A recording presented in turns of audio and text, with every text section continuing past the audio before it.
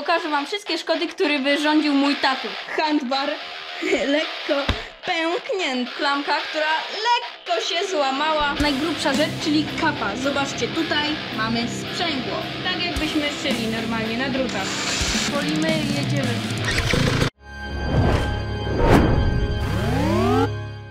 Hej tu! W dzisiejszym odcinku będzie serwis mojego KTM 150XCW. Trzeba zrobić dwie rzeczy. Po pierwsze, rutynowy serwis. Po drugie, naprawić to, co mi tatuś zepsuł podczas wyjazdu w góry. No i oczywiście social, wiecie o co chodzi. No i lecimy, bo nie ma tej pracy zbyt mało. To teraz pokażę wam wszystkie szkody, które wyrządził mój tatuś. Po pierwsze, handbar lekko pęknięty, że tak powiem. Kolejna rzecz to klamka, która lekko się złamała. No nie chciałbym, żeby to mi się wbiło w nogę. No i trzecia, najgrubsza rzecz, czyli kapa. Zobaczcie, tutaj jest dziura na wylot zaklejona poksyliną, aby wrócić do chaty. Niezły patent, nie? A wiecie jak to się stało? Doradzono nam, aby podnieść dźwignię tylnego hamulca do góry. No i zobaczcie, się tutaj wbiła w kapę. To jest naprawa, ale jeszcze czeka nas rutynowy serwis, czyli wymiana olej, klocków i filtrów. Zaczynamy od wymiany oleju. Trzeba go zlać, a zlewa się tylko i wyłącznie ciepły, więc zaczynamy. Teraz niech się chwilę KTM nagrzeje. Nagrzany. Jest git, więc teraz można spuszczać olej.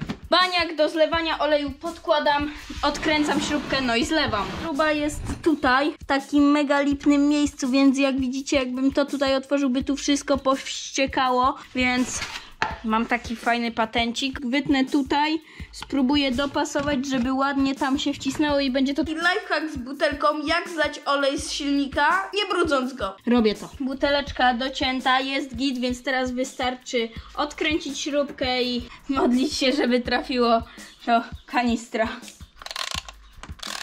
O, dobra, będzie mi łatwiej tak. Już jest lekko to. O.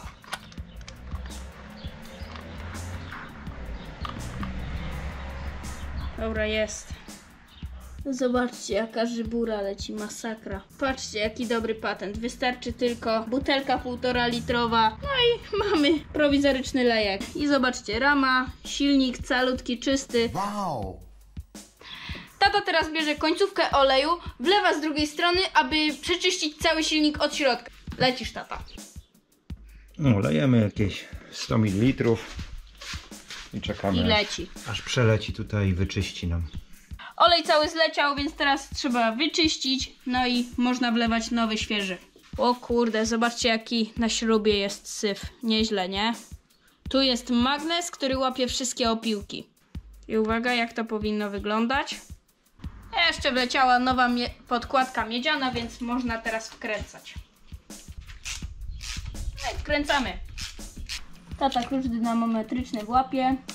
Przyszedł czas na kapę, ale zanim to zrobię, obniżę dźwignię hamulca, aby sytuacja się nie powtórzyła. Lecimy. Dźwignia wyregulowana, jak widzicie, już nie uderzy w kapę, więc teraz tylko ją dokręcam i biorę się za kapę. Wiecie, co się znajduje pod tą kapą? Jeśli nie, no to zaraz się dowiecie. Okej. Już za chwileczkę, już za momencik. O, dobra. Jest, śruba poszła. Łapki trochę od oleju i uwaga, kapa wychodzi powolutku. Pyk. Zobaczcie jak to wygląda. Od zewnątrz wszystko zaklejone, a od środka tak. A tutaj mamy sprzęgło. Naciskam sprzęgło i zobaczcie co się dzieje. Widzicie jak przekładki i tarcze sprzęgłowe się poruszają? Nieźle, nie? Tutaj mam boks, zaraz zobaczycie co w nim jest. Dobra, uwaga, co tutaj jest? Chyba już wiecie co. Pyk. Tutaj od środka widzicie nie ma żadnego wgniota, czyli jest dobrze. A od zewnątrz tak, pyk. Oryginalna KTM-owska. Jest dobrze. Ze starej kapy wyciągam uszczelkę, mam do tego mały, płaski krętak i muszę to naprawdę powoli robić, aby jej nie uszkodzić. Więc pobawię się trochę w chirurga. I pyk. Dobra. Wyjechała. Pyk. Siedzi uszczeleczka, więc można zakładać kapę. O, nie jest łatwo, bo mam brudne łapy.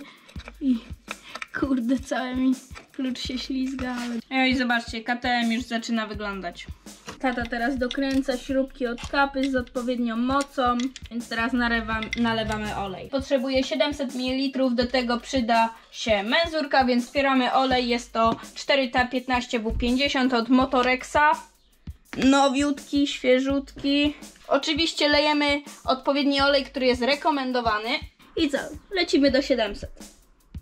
Piękny kolorek. Jest dobrze. Pyk. Zatrzymujemy się na 700 i jest idealnie. Dobra, zrzucam go z podnośnika. Pyk. Stawiam na nóżkę, aby był na boku. Pyk. Lejemy powoli, nigdzie się nie śpieszymy. Dobra, widzimy się za pół godziny. 2000 years later. No i 7 stówek wjechało do silnika, więc teraz pyk. Zakręcamy. Jest, już wcześniej było wyczyszczone. Gotowe. Teraz ruszam nim trochę, aby olej ładnie się rozłożył po silniku. Patrzymy, czy odpalił. Uwaga. Jest, pięknie. Odpalił. Nice. Jak już widzieliście na początku, handbar jest dosyć mocno trafiony, więc zaraz wam pokażę ciekawostkę i fajny patent, jak to naprawić garażowym sposobem. A będzie nam do tego potrzebna wiertarka z małym wiertłem, no i trytki. I to tyle. No to co, jedziemy. Trzeba przewiercać z jednej i z drugiej strony pęknięcia, tak jakbyśmy szyli normalnie na drutach. I teraz z drugiej strony. Teraz przekładam trytki z jednej strony na drugą, zaciskam i obcinam niepotrzebne elementy. Zaciskam, no i pyk. I patrzcie, i tak całe. Normalnie szycie, więc lecę z tym. No i ostatnia. I będzie zrobione. Wszystkie dociągnę. I tyle. Pyk. I teraz odcinam. Pyk. I tak to wygląda, zobaczcie. No i proszę bardzo. I co, było połamane? Nie jest połamane i git.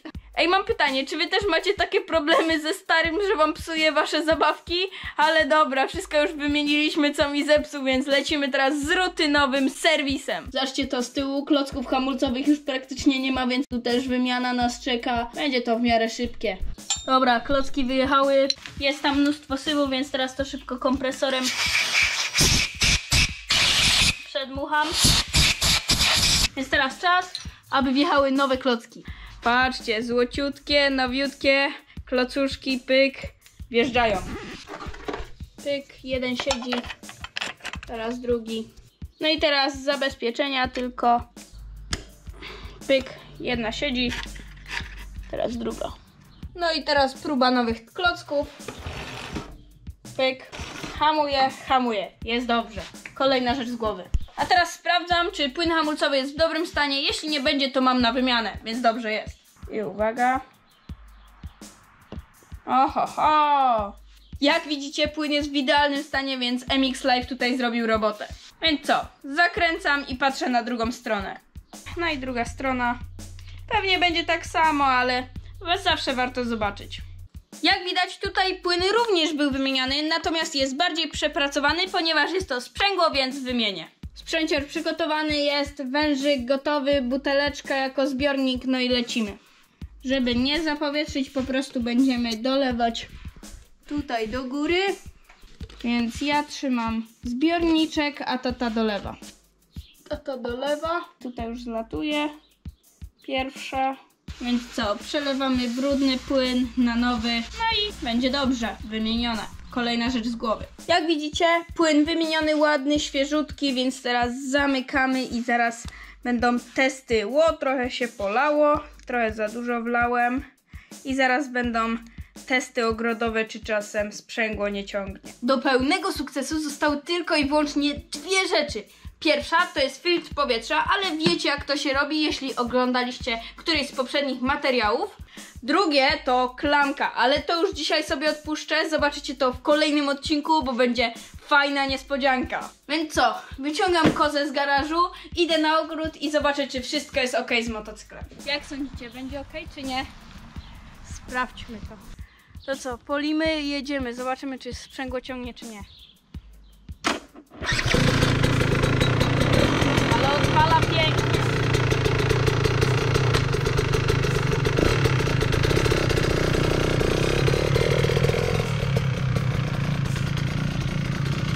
Nie ciągnie. Nie ciągnie sprzęgło, jest dobrze. Hamulec działa. O, zarąbiście. No i co, mam nadzieję, że serwis Wam się spodobał, a do tego czegoś się nauczyliście, bo była to naprawdę przydatna wiedza do serwisu własnego motocykla. No i to tyle, czekajcie kolejnych odcinków. Nara!